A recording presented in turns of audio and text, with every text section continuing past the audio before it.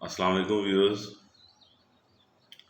کسی چھوٹے سے گاؤں میں ایک کوا اپنی زندگی بڑے نارمل انداز سے گزار رہا تھا کہ ایک دن اڑتے اڑتے اس نے ایک تالاب میں ہنس کو دیکھا۔ وہ دیکھتے ہی مبہوت رہ گیا کہ اتنا سفید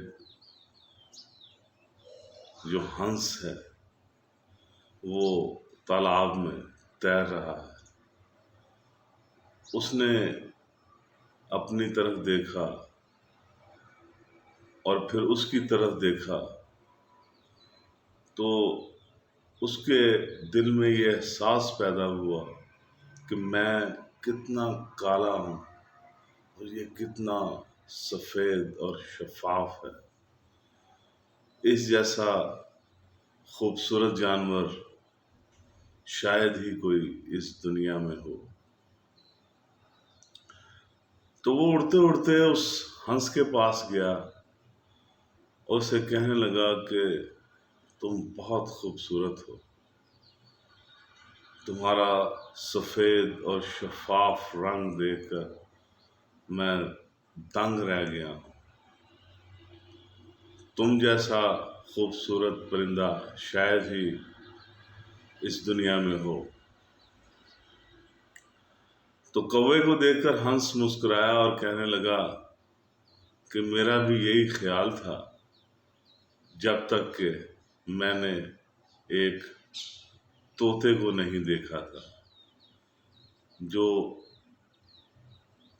دو تین کلر کا طوطا تھا اور بہت خوبصورت تھا۔ کوا اڑ کر طوطے کی تلاش میں نکل کھڑا ہوا اور ایک جگہ اسے وہ طوطا ملا جس کے دو تین رنگ تھے۔ وہ اس طوطے کے پاس گیا اور کہنے لگا کہ تم بہت ہی خوبصورت پرندے ہو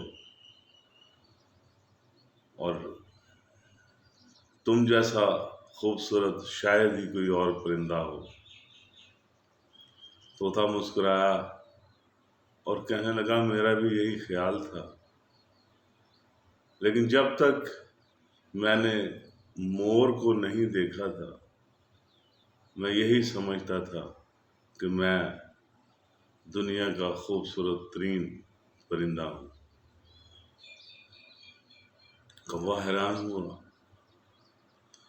وہ اڑ کر مور کی تلاش میں نکل کھڑا ہوا۔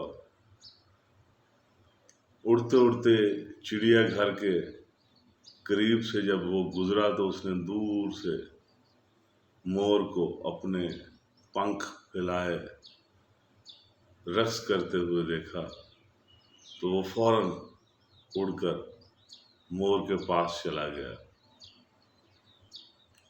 اس نے جا کر مور سے کہا میں تمہاری خوبصورتی سے بہت متاثر ہوں۔ میں پہلے سمجھتا تھا کہ ہنس بہت خوبصورت ہے۔ ہنس نے کہا نہیں، طوطا بہت خوبصورت ہے۔ میں طوطے کے پاس گیا، اس نے کہا مور بہت خوبصورت ہے اور تمہیں دیکھ کر مجھے یقین ہو گیا ہے کہ اس دنیا میں تم جیسا خوبصورت پرندہ اور کوئی نہیں۔ مور نے ایک نگاہ کوے پر ڈالی اور اس کی آنکھوں سے آنسو نکل پڑے۔ کوا کہنے لگا کیا ہوا؟ اس نے کہا میری اس خوبصورتی نے ہی مجھے اس چڑیا گھر میں قید کر رکھا ہے۔ لوگ آتے ہیں، مجھے دیکھتے ہیں اور چلے جاتے ہیں۔ میری خوبصورتی نے مجھے پنجرے میں قید کر دیا ہے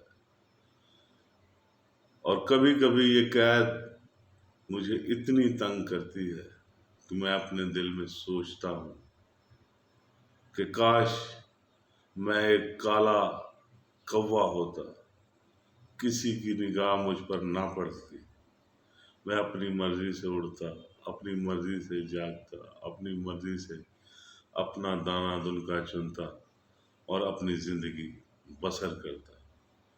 یہ خوبصورتی تو میرے پاؤں کی زنجیر بن کر رہ گئی۔ تو دوستو، کبھی بھی اپنے آپ کو حقیر مت جانیے۔ آپ اس دنیا میں لوگوں کو دیکھتے ہیں جن کے پاس بہت پیسہ ہے، جن کے پاس بڑی جائیدادیں ہیں،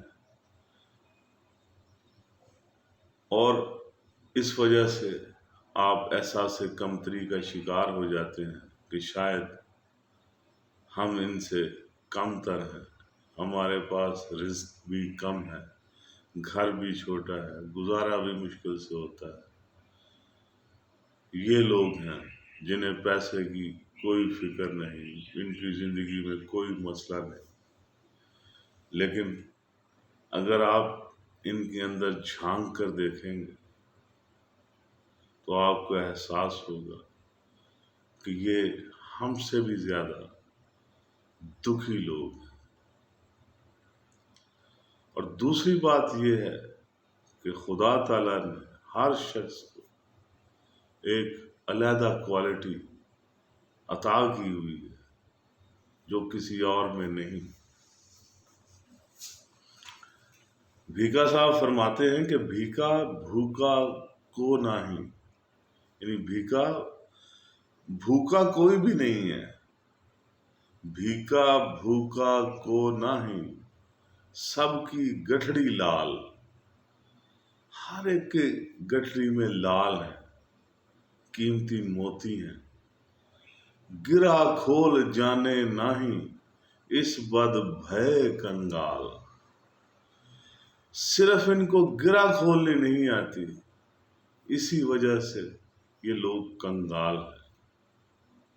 تو کہنے کا مقصد یہ ہے کہ ہر ایک کی گٹھڑی میں لال ہے، صرف دھیان کرنے کی، سوچنے کی اور غور کرنے کی ضرورت ہے کہ ہمارے اندر کون سا جوہر چھپا ہوا ہے جس کو استعمال میں لاتے ہوئے ہم دوسروں سے ممتاز ہو سکتے ہیں۔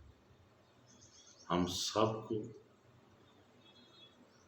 احساس کمتری سے نکلتے ہوئے اپنے اندر اس جوہر کی تلاش کرنی چاہیے جو ہمیں خود کفالت کی طرف لے جاتی ہے۔ اس بات پر غور کیجیے گا، دھیان کیجیے گا۔ آپ کا بہت بہت شکریہ۔ میرے چینل کو سبسکرائب کرنا مت بھولیے گا۔ میرا فیس بک پیج نگاہ NIGAH، اس کو بھی لائک اور شیئر کیجیے گا۔ آپ کا بہت بہت شکریہ۔